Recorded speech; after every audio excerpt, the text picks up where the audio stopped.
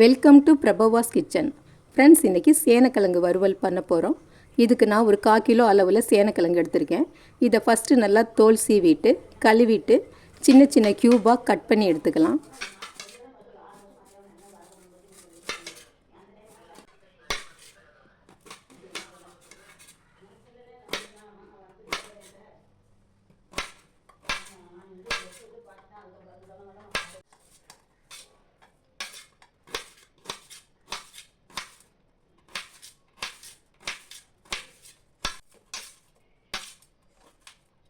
இப்போ எல்லாத்தையுமே சின்ன சின்ன க்யூபாக கட் பண்ணி முடித்தாச்சு. அடுத்து இப்போ ஒரு பேனில் தண்ணி ஊற்றி ஸ்டவ்வில் வச்சிடலாம். இந்த தண்ணி கொதிக்க போகிற சமயத்தில் ஒரு 1/2 டீஸ்பூன் அளவு உப்பு, 1/4 டீஸ்பூன் மஞ்சள் பொடி போட்டுட்டு கட் பண்ணி வச்சுருக்கிற சேனக்கிழங்கை சேர்த்துக்கலாம்.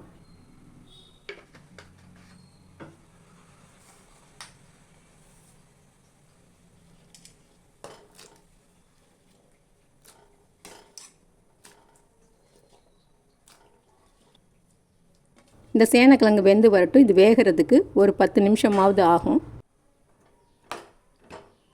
இந்த காய் வேகிற சமயத்தில் நம்ம மசாலா ரெடி பண்ணிக்கலாம். அதுக்கு ஒரு 5 வரமிளகாயை மிக்ஸி கப்பில் சேர்த்துட்டு அதோட ஒரு டேபிள் ஸ்பூன் அளவு கட் பண்ணின தேங்காயை சேர்த்துக்கலாம். 1/2 டீஸ்பூன் சோம்பு, 1/2 டீஸ்பூன் சீரகம் சேர்த்துட்டு மிளகு 1/4 டீஸ்பூன் அளவில் சேர்த்துக்கலாம்.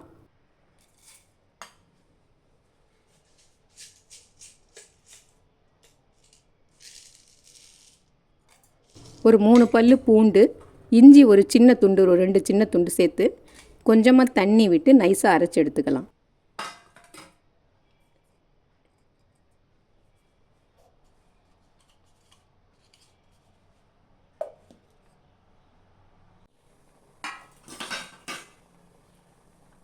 இப்போ காய் வெந்துருச்சான்னு பார்க்கலாம். சேனக்கிழங்கு நல்லா வெந்திருக்கணும். 3/4 வேக்காட்டில் 1/2 வேக்காட்டிலலாம் எடுக்கக்கூடாது. அதே சமயத்தில் காய் ரொம்ப குழஞ்சிடவும் கூடாது. இப்போ காய் சரியாக வெந்திருக்குது. இப்போ இந்த காயை இந்த மாதிரி வடிகட்டியில் தண்ணியை வடிச்சிட்டு ஒரு பிளேட்டில் எடுத்து வச்சுக்கலாம்.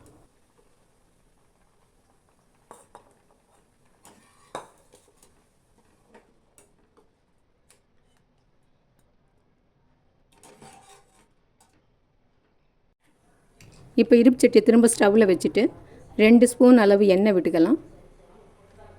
இதில் 1/4 டீஸ்பூன் சோம்பு, 1/4 டீஸ்பூன் சீரகம் போட்டு தாளிச்சுக்கலாம்.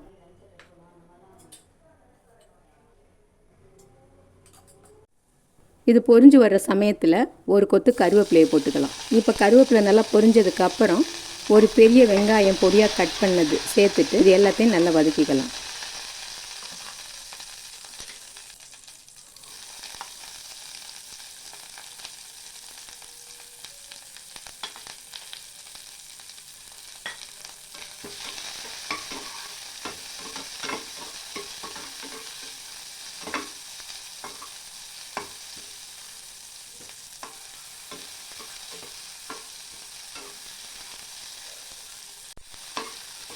வெங்காயம் நல்லா கண்ணாடி மாதிரி வதங்கிடுச்சு. இந்த சமயத்தில் ஒரே ஒரு மீடியம் சைஸ் தக்காளியை பொடியாக கட் பண்ணி சேர்த்து 1 நிமிஷம் வதக்கிட்டு நம்ம அரைச்சி வச்சுருக்கிற மசாலாவை சேர்த்துக்கலாம்.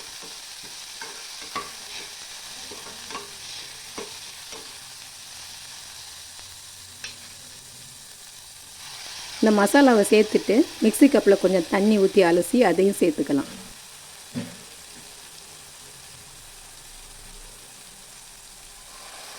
இப்போ இதில் ஒரு 1/4 டீஸ்பூன் அளவு உப்பு சேர்த்துக்கலாம்.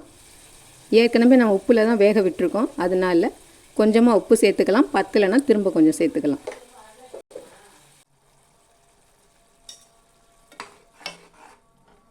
இப்போ உப்பு சேர்த்து கலந்து விட்டதுக்கப்புறம் இப்போ இதில் வேக வச்ச சேனக்கிழங்கை சேர்த்து நல்லா கலந்து விட்டுட்டு மீடியம் ஃப்ளேம்லேயே இதை குக் பண்ணிக்கலாம்.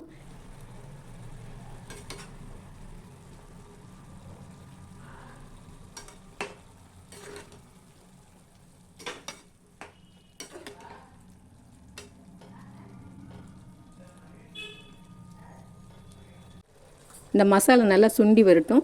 அது வரைக்கும் இதை அப்பப்போ பெரட்டி விட்டு குக் பண்ணிக்கலாம்.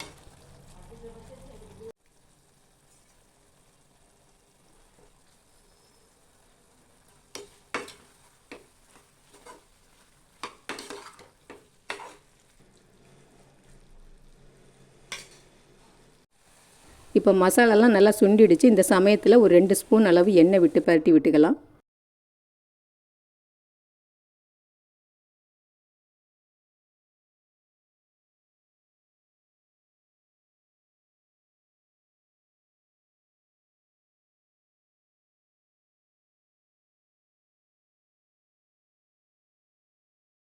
இப்போ சேனைக்கிழங்கு நல்லா சுக்காவாக ஃப்ரை ஆகிடுச்சு. இந்த சமயத்தில் நம்ம ஸ்டவ் ஆஃப் பண்ணிக்கலாம். இப்போ நல்ல டேஸ்டியான சேனைக்கிழங்கு வறுவல் ரெடி ஆகிடுச்சு.